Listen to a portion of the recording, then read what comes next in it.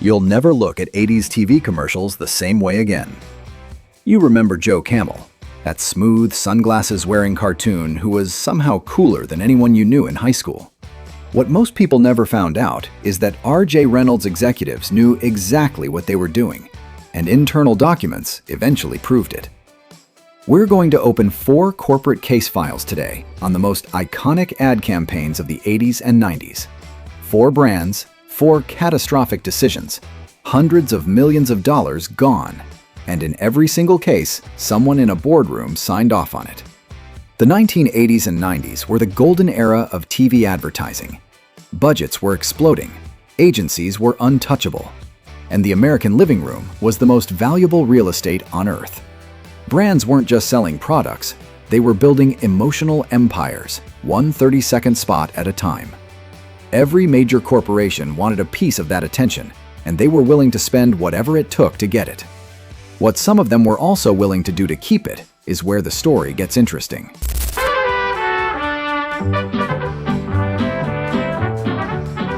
I'd walk a mile for a camel. Case File 1. Joe Camel, the $10 million cartoon that targeted your kids. Phase 1. The strategy. It's 1987, and R.J. Reynolds is in full panic mode. Marlboro is dominating the cigarette market. Camel's share is collapsing. They need a reinvention fast, so they call up Young and Rubicam and greenlight one of the most calculated marketing decisions in American advertising history. They kill the real camel and replace it with a cartoon. Not just any cartoon, though. Joe Camel was built around what the industry calls psychographic segmentation, engineered to appeal to the psychological profile of younger consumers by placing him in aspirational environments. Jazz clubs, pool halls, sunglasses on, saxophone in hand. He was specifically designed to reach a demographic Marlboro wasn't touching. And it worked. Camel's market share among the target demographic jumped from under 1% in 1987 to approximately 32.7% by 1991. In revenue, that was a leap from $6 million to $476 million in that specific market segment. Those numbers are real. Phase 2. The evidence. In 1991, the Journal of the American Medical Association published a study that hit Washington like a bomb. The finding? Joe Camel had a 91% recognition rate among 6-year-olds. 6-year-olds. That number was comparable to Mickey Mouse, the most famous cartoon character in American history, matched by a cigarette mascot. The FTC opened an investigation that same year. Internal R.J. Reynolds documents, later surfaced in litigation, showed the company had identified what they internally called pre-smoker appeal, meaning they understood the cartoon was reaching children and continued anyway. When the FTC first attempted to settle in 1994, RJR executives refused. From a business standpoint, that refusal transformed what could have been a manageable regulatory conversation into a full federal war. The FTC didn't go away. They came back with considerably more force. Phase 3. The crash. In May 1997, the FTC filed a landmark formal complaint alleging the Joe Camel campaign violated federal law by specifically targeting minors. R.J. Reynolds voluntarily pulled the campaign in July 1997, not out of goodwill, but because the master settlement agreement negotiations were accelerating and Joe Camel had become a $206 billion liability. That settlement, signed in 1998, is still the largest civil settlement in U.S. history. Joe Camel was Exhibit A. Before the national ban, RJR had already paid $10 million to settle a single California lawsuit, Mangini versus R.J. Reynolds, specifically to end the campaign in that state. $10 million. One state, one mascot. The smooth character was gone. The brand was pushed into plain adult-only print ads. RJR eventually merged with British American Tobacco, and Joe Camel became a textbook case study. Not in marketing genius, but in what happens when executives convince themselves they're smarter than federal regulators. Jell-o pudding pops! Jell-o pudding pops! Frozen pudding on a stick! You know, Jell-o pudding pops is a winner with all the soapbox racers I know. Case File 2. Jell-o Pudding Pops. the $47 million brand implosion. Phase 1. The strategy. In 1974, Kraft, operating under General Foods at the time, needed a new face for Jell-O. The brand had become a 1950s dinner party relic. It needed warmth, trust, and reinvention. Their agency, Young and Rubicam, identified the most trusted man in America for the job, Bill Cosby.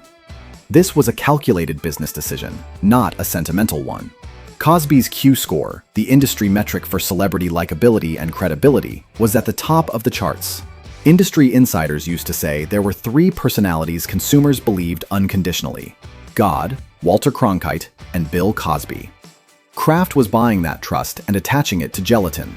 The strategy also targeted what marketers call pester power, the ability of children to influence household purchasing decisions, while simultaneously reassuring parents that Jell-O was wholesome and safe. A textbook double audience play, executed about as well as it could be. Phase 2. The turning point. The numbers were staggering early on. When Jell-O Pudding Pops launched in 1979 with Cosby as the face, they generated $100 million in first-year sales. The Jigglers campaign produced a 7% immediate sales lift for the gelatin line. By peak Cosby era, Pudding Pops were doing $300 million in annual sales before eventually being discontinued due to manufacturing costs. Then came October 2014. Comedian Hannibal Buress performed a routine that went viral, and within weeks, more than 50 sexual assault allegations against Cosby were dominating every news cycle. NBC canceled his show. TV Land pulled reruns. Streaming platforms wiped his catalog. Kraft stayed silent, and that silence had a real and measurable cost. Here's the part that really stings from a business perspective. Kraft had actually attempted to revive Cosby's voice in a Smile with Jell-O campaign in 2014, launched just weeks before the allegations became public. The timing alone became a PR catastrophe layered on top of an already impossible situation. It was a masterclass in what not to do during a crisis. Phase 3. The crash.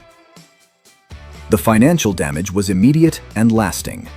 Following the 2014 crisis, Jell-O sales saw a consistent 19% decline as the brand scrambled to find a new identity without its 30-year anchor. The full cost of scrubbing, destroying, and replacing Cosby-branded inventory and archival assets has never been fully disclosed publicly. The $47 million figure represents estimated industry calculations for inventory write-down and repositioning costs. Kraft eventually pivoted to the joy of Jell-O: animated objects, bright colors, zero celebrity faces. A complete identity transplant. Imagine being the executive who had to explain to the board why they'd buried 40 years of brand equity with no exit strategy. The real problem was structural. Kraft had built an empire around one man, and when that man became a liability, there was no plan B. None at all. Made from fresh, sweet cream. All things artificial need not apply. Land O'Lakes. Butter is better. Case File 3. Land O'Lakes, the logo they used for 92 years, then quietly buried. Phase 1. The strategy. In 1928, a Minnesota dairy cooperative needed a logo that communicated pure, natural American. They were 1,700 farmers pooling resources and trying to compete against industrial dairy giants.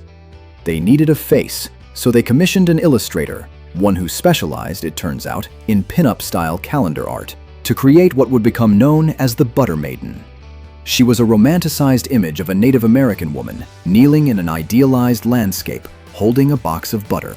For 1928, it was exactly the kind of untouched American heartland imagery that moved product off shelves.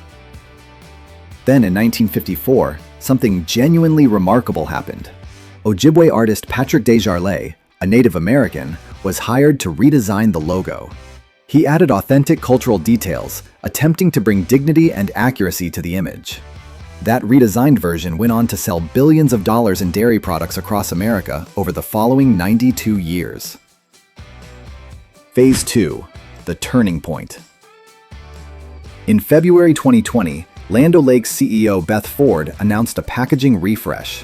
The Butter Maiden was being removed. The company framed the decision entirely around focusing on farmers. Native Americans were not mentioned, not once, in the official press release. The apparent hope was that the change would pass quietly, absorbed into a routine brand refresh with minimal scrutiny. It didn't. By April 2020, the internet had noticed, and the controversy exploded. Minnesota Lieutenant Governor Peggy Flanagan, herself a member of the White Earth Nation of Ojibwe, posted on social media that the company had removed the Indian but kept the land. That phrase went viral within hours. It was precise, devastating, and completely accurate. From a crisis communication standpoint, this is the Streisand effect in action. The attempt to quietly bury something generated 10 times more attention than a transparent, open dialogue ever would have. Phase 3. The crash.